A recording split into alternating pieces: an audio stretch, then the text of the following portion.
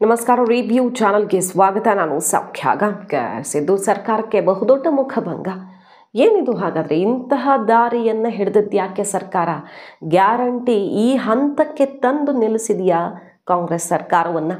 ಈಗ ವಿದ್ಯಾರ್ಥಿಗಳು ಸಿದ್ದರಾಮಯ್ಯ ವಿರುದ್ಧ ಬಹಳ ದೊಡ್ಡ ಸಮರವನ್ನೇ ಸಾರಿದ್ದಾರೆ. ಸರ್ಕಾರದ ಬಂಡವಾಳವನ್ನು ಬಟಾಬಯಲು ಮಾಡ್ತಾರೆ. ಏನದು ಹಾಗಾದರೆ? ಮಾಹಿತಿ ಮುಂದೆ ಇಡ್ತಾ ಹೋಗ್ತೀವಿ. ಮಿಸ್ ಮಾಡಿದ್ರೆ ನಮ್ಮ ಚಾನಲ್ನ ಸಬ್ಸ್ಕ್ರೈಬ್ ಮಾಡಿ, ನಿಮ್ಮ ಅಭಿಪ್ರಾಯ ಕಮೆಂಟ್ ಮಾಡ್ತಾರೆ. ಎಸ್ ವೀಕ್ಷಕರೇ, ಮೊನ್ನೆ ಅಷ್ಟೇ ಅಹಿಂದ ವಿದ್ಯಾರ್ಥಿಗಳಿಗೆ Siddaramaiah, Ahinda champion Siddaramaiah guarantee shock ಅನ್ನುವ ಒಂದು ರಿಪೋರ್ಟನ್ನು ನೀವು ನೋಡಿದ್ರಿ. ಯಾವ ರೀತಿ ಅಹಿಂದ ವಿದ್ಯಾರ್ಥಿಗಳ ಉನ್ನತ ಶಿಕ್ಷಣಕ್ಕೆ, ವಿಶೇಷವಾಗಿ ಮೆಡಿಕಲ್ ಇಂಜಿನಿಯರಿಂಗ್ ವಿದ್ಯಾಭ್ಯಾಸಕ್ಕೆ ಸಮಸ್ಯೆ ಆಗಿದೆ. ಬರೋಬ್ಬರಿ 87,000 ವಿದ್ಯಾರ್ಥಿಗಳ ಶಿಕ್ಷಣಕ್ಕೆ ಹೊಡೆತ ಬಿದ್ದಿದೆ ಅನ್ನೋದ್ರ ಬಗ್ಗೆ ರಿಪೋರ್ಟ್ ನೋಡಿದ್ವಿ. ಬೇರೆ ಏನೂ ಅಲ್ಲ, ಗ್ಯಾರಂಟಿನೇ ಕಾರಣ ಅನ್ನುವಂಥ ಆರೋಪನೂ ಕೇಳಿಬಂದಿತ್ತು. ಯಾಕಂದರೆ ಗ್ಯಾರಂಟಿಯ ಹೊರೆ ಉಸಿರುಗಟ್ಟಿಸ್ತಿದೆ ಸರ್ಕಾರಕ್ಕೆ ಅನ್ನೋದನ್ನು ವಿಶೇಷವಾಗಿ ಹೇಳಬೇಕಾಗಿಲ್ಲ. ಗುತ್ತಿಗೆದಾರರ ಬಿಲ್ ಬಾಕಿ, ದಯಾಮರಣಕ್ಕೆ ಕೇಳ್ತಿದ್ದಾರೆ.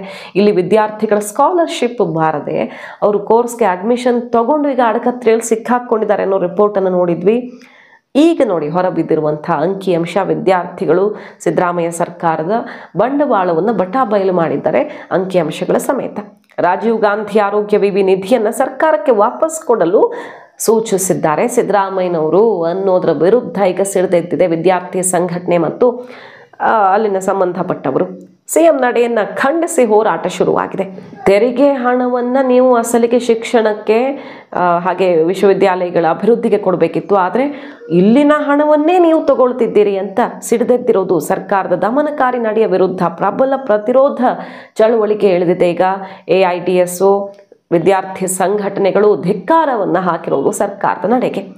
ಏನಿದು ಅಂತ ಕೇಳಿದ್ರೆ, ವಿವಿ ಬಳಿ ಇರುವಂಥ 600 ಕೋಟಿ ನಿಧಿಯನ್ನು ಸರ್ಕಾರಕ್ಕೆ ವಾಪಸ್ ಕೊಡಲು ಸಿಎಂ ಸೂಚನೆ ಕೊಟ್ಟಿದ್ದಾರೆ ಅನ್ನೋದ್ರ ವಿರುದ್ಧ ಈಗ ಆಕ್ರೋಶ ಸಿಡಿದೆದ್ದಿರೋದು. ಕಳೆದ ಕೆಲವು ವರ್ಷಗಳಿಂದ ಸರ್ಕಾರಿ ವೈದ್ಯಕೀಯ ಕಾಲೇಜುಗಳ ಶುಲ್ಕ ಏರಿಕೆ ಆಗಿದೆ. 15,000 ರೂಪಾಯಿ ಇದ್ದ ವೈದ್ಯಕೀಯ ಶುಲ್ಕ ಈಗ 5 ವರ್ಷಗಳ ಹಿಂದೆ 15,000 ಇದ್ದಿದ್ದು ಈಗ 65,000ಕ್ಕೆ ಏರಿಕೆ ಆಗಿದೆ. ಸಂಬಳ ಸೇರಿದಂತೆ, ಸಿಬ್ಬಂದಿಯ ಸಂಬಳ ಸೇರಿದಂತೆ ವಿಶ್ವವಿದ್ಯಾಲಯಕ್ಕೆ ಸರ್ಕಾರದಿಂದ ನೇರ ಅನುದಾನ ಇಲ್ಲ.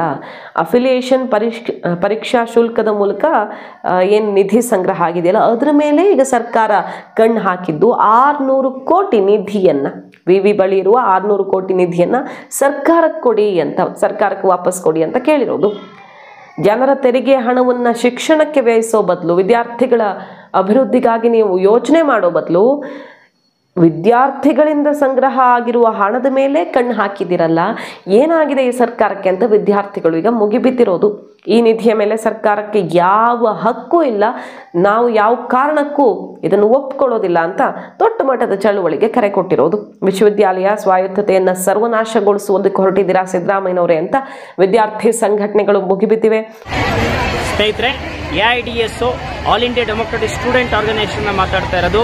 ಇವತ್ತು ಪತ್ರಿಕೆಗಳಲ್ಲಿ ವರದಿಯಾದಂತೆ CM ಅವರು ನಿನ್ನೆ ವೈದ್ಯಕೀಯ ಶೈಕ್ಷಣಿಕ ಸಭೆಯಲ್ಲಿ ಇವತ್ತು ರಾಜೀವ್ ಗಾಂಧಿ ಹೆಲ್ತ್ ಯೂನಿವರ್ಸಿಟಿಲಿ ಏನೋ ದುಡ್ಡಿದೆ, ಆ ದುಡ್ಡನ್ನ ಸರ್ಕಾರಕ್ಕೆ ವಾಪಸ್ ಕೊಡಬೇಕು ಅಂತೇಳಿ ಅವರು ಆಗ್ರಹಪಡಿಸಿದ್ದಾರೆ.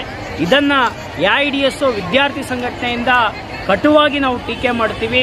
ಇವತ್ತು ಸರ್ಕಾರ ಶಿಕ್ಷಣಕ್ಕೋಸ್ಕರ ದುಡ್ಡು ಕೊಡಬೇಕು ಹೊರತು ವಿಶ್ವವಿದ್ಯಾನಿಲಯದಲ್ಲಿ ಕಲೆಕ್ಟ್ ಆಗಿರೋ ದುಡ್ಡನ್ನ ಸರ್ಕಾರಕ್ಕೆ ಕೊಡಬೇಕು ಅಂತ ಹೇಳಿರೋದು ಯಾವುದೇ ಮಟ್ಟಕ್ಕೂ ಕೂಡ ಸರಿಯಾಗಿಲ್ಲ. ಇದೊಂದು ಅಪ್ರಜಾತಾಂತ್ರಿಕ ನಡೆಯಾಗಿದೆ. ಇವತ್ತು ಕೇಂದ್ರ ಸರ್ಕಾರ ವಿಶ್ವವಿದ್ಯಾನಿಲಯದ ಕುಲಪತಿಗಳನ್ನ ನೇಮಕ ಮಾಡೋದ್ರಲ್ಲಿ ಇವತ್ತು ಅವರು ಕೈ ಹಾಕ್ತಾ ಇದ್ದಾರೆ, ಅವರು ಅಡ್ಡಗಾಲು ಬರ್ತಾ ಇದ್ದಾರೆ, ಅವರು ನೀತಿಗಳನ್ನ ತರ್ತಾ ಇದ್ದಾರೆ. ಅದೇ ರೀತಿ ಇವತ್ತು ರಾಜ್ಯ ಸರ್ಕಾರ ಅವರ ಜವಾಬ್ದಾರಿಯಾಗಿರೋದು, ಸರ್ಕಾರದ ಜವಾಬ್ದಾರಿಯಾಗಿರೋದು ಹಣವನ್ನ ಕೊಟ್ಟು ಶಿಕ್ಷಣ ವ್ಯವಸ್ಥೆ ಚೆನ್ನಾಗಿರ್ಬೇಕು ಅಂತೇಳಿ. ಆದರೆ ಇದಕ್ಕೆ ತದ್ವಿರುದ್ಧವಾಗಿ ಕರ್ನಾಟಕ ರಾಜ್ಯದ ಒಬ್ಬ CM ಅವರು ಮುಖ್ಯಮಂತ್ರಿಗಳೇ ಆದೇಶ ಮಾಡ್ತಾರೆ ಅಂತ ಹೇಳಿದ್ರೆ ಇದು ಶೈಕ್ಷಣಿಕವಾಗಿ ಶಿಕ್ಷಣ ನೀತಿಗೆ ವಿರುದ್ಧವಾಗಿದ್ದು ಈ ಕೂಡಲೇ ಇವುಗಳನ್ನ ಹಿಂಪಡಿಬೇಕು.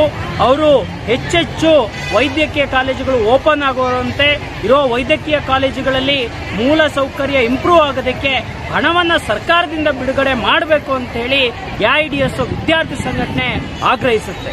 Thank you. ಯಾವ ಕಾರಣಕ್ಕೂ ಸರ್ಕಾರದ ಈ ನಡೆಯನ್ನು, ನಿರಂಕುಶ ನಡೆಯನ್ನು ಸಹಿಸೋದಿಲ್ಲ ಅಂತ AIDSO ವಿದ್ಯಾರ್ಥಿ ಸಂಘಟನೆ ಈಗ ಗರಂ ಆಗಿರೋದು. ಅಂದರೆ ವಿವಿಯ ಬಳಿ ಇರುವ ಹಣವನ್ನು ವಿವಿಯ ಹಿತದೃಷ್ಟಿಯಿಂದ ಅಭಿವೃದ್ಧಿಗೆ, ವಿದ್ಯಾರ್ಥಿಗಳ ಕ್ಷೇಮಕ್ಕಾಗಿಯೇ ಬಳಸಬೇಕು ಬಿಟ್ಟರೆ ಸರ್ಕಾರ ಯಾಕೆ ತಗೊಳುತ್ತೆ? ಈಗಾಗಲೇ ಕೇಳಿ ಬರ್ತಿದೆ ಆರೋಪ ಕೇಳಿ ಬರ್ತಿದೆ. ಯಾವ್ಯಾವ ಇಲಾಖೆಯಲ್ಲಿ ಎಲ್ಲೆಲ್ಲಿ ಹಣ ಉಪಯೋಗ ಆಗದೆ ಉಳ್ಕೊಂಡಿದ್ಯೋ ಸದ್ಯಕ್ಕೆ ಅದನ್ನು ಬಳಸ್ಕೊಂಡು ಸರ್ಕಾರವನ್ನು ಮ್ಯಾನೇಜ್ ಮಾಡುವಂಥ ಲೆಕ್ಕಾಚಾರ ಆಗ್ತಿದೆಯಂತೆ ಅನ್ನೋ ಆರೋಪಗಳು ಕೇಳಿ ಬರ್ತಿದ್ದಾವಲ್ಲ, ಅದರ ಭಾಗವಾಯಿತು ಗೊತ್ತಿಲ್ಲ.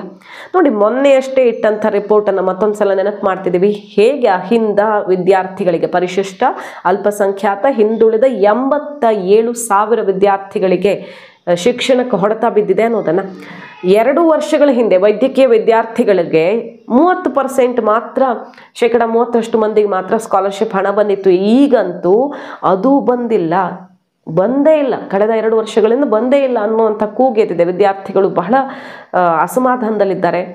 ಸ್ಪಷ್ಟ ಕಾರಣವನ್ನೂ ಕೊಡ್ತಿಲ್ಲ. ಕಳೆದ ವರ್ಷವಂತೂ ಎಲ್ಲ ವಿದ್ಯಾರ್ಥಿಗಳ ವೇತನವನ್ನು ನಿಲ್ಲಿಸಲಾಗಿದೆ. ಹೋರಾಟ ಮಾಡಿದ್ರೂ ಕೂಡ ಕಿವಿಗೊಡ್ತಿಲ್ಲ. ಸಚಿವ ಶಿವರಾಜ್ ತಂಗಡಗಿ ಅವರಿಗೆ ಬಹಳಷ್ಟು ಬಾರಿ ಮನವಿ ಮಾಡಿದ್ವಿ, ಅವರೂ ತಲೆ ಕೆಡಿಸ್ಕೊಳ್ತಿಲ್ಲ. ಜಿಲ್ಲಾ ಸಂಚಾಲಕ ಮಹಂತೇಶ್ ಬೇಳೂರ್ ಅವರು AIDSOದ ಸಂಘಟನೆ ದೊಡ್ಡ ಹೋರಾಟಕ್ಕೆ ಕರೆ ಕೊಟ್ಟು ಆಕ್ರೋಶ ವ್ಯಕ್ತವಾಗಿತ್ತು. ಹಾಗಾದರೆ ಸರ್ಕಾರಿ ಖಾಸಗಿ ವೈದ್ಯಕೀಯ ಕಾಲೇಜುಗಳ ವಿದ್ಯಾರ್ಥಿಗಳಿಗೆ ಶುಲ್ಕವಿದ್ದಷ್ಟೇ ಆಲ್ಮೋಸ್ಟ್ ಶಿಷ್ಯವೇತನ ಬರ್ತಿತ್ತಲ್ಲ, ಅದನ್ನು ನಂಬಿಕೊಂಡು ಈಗ ಆ ಕೋರ್ಸ್ಗೆ ಸೇರಿಕೊಂಡವ್ರು ಏನು ಮಾಡಬೇಕು, ಅದನ್ನು ಕಡಿತ ಮಾಡಿದ್ರೆ ಯಾವ ರೀತಿ ನಾವು ವಿದ್ಯಾಭ್ಯಾಸವನ್ನು ಮುಂದುವರಿಸಬೇಕು ಅನ್ನೋ ಪ್ರಶ್ನೆ ಎತ್ತಿ ಆಕ್ರೋಶ ವ್ಯಕ್ತವಾಗಿತ್ತು. ಬೇರೆ ಬೇರೆ ಯೋಜನೆಗಳಿಗೆ ನೀವು 1,000 ಕೋಟಿ ಎತ್ತಿಟ್ಟಿದ್ದೀರಾ, ಆದರೆ ಶಿಕ್ಷಣ ಬೇಸಿಕ್ ಅಲ್ವಾ. ಉನ್ನತ ವ್ಯಾಸಂಗ ಮಾಡಬೇಕು ಅಂತ ಬಡವರು, ಹಿಂದುಳಿದವರು, ರೈತರು, ಕೂಲಿ ಕಾರ್ಮಿಕರ ಮಕ್ಕಳು ಹಾಗಾದರೆ ಯೋಚನೆನೇ ಮಾಡಬಾರ್ದ? ಯೋಚಿಸಬಹುದು ಅಂತ ಆಸರೆಯಾಗಿದ್ದ ಈ ಯೋಜನೆಯಲ್ಲಿ ಈ ಥರ ನೀವು ಸ್ಕಾಲರ್ಶಿಪ್ಗೆ ಬ್ರೇಕ್ ಹಾಕಿಬಿಟ್ರೆ ನಮ್ಮ ಕಥೆ ಏನು ಅಂತ ಆಕ್ರೋಶ ವ್ಯಕ್ತವಾಗಿತ್ತು. ಅಹಿಂದ ಚಾಂಪಿಯನ್ ಅಂತ ಕರೆಸ್ಕೊಳ್ಳುವಂಥ ಸಿದ್ದರಾಮಯ್ಯನವರು ಅಹಿಂದ ವರ್ಗಕ್ಕೆ ಗ್ಯಾರಂಟಿಯಿಂದ ಬಹಳ ದೊಡ್ಡ ಪ್ರಯೋಜನ ಆಗ್ತಿದೆ ಅಂತ ಹೇಳುವಂತಹ ಸರ್ಕಾರ ಹಾಗಾದರೆ ಅಹಿಂದ ವಿದ್ಯಾರ್ಥಿಗಳ ಶಿಕ್ಷಣಕ್ಕೆ ಕೊಕ್ಕೆ ಹಾಕಿದೆಯಲ್ಲ ಅನ್ನುವಂಥ ಆಕ್ರೋಶ ವ್ಯಕ್ತವಾಗಿತ್ತು.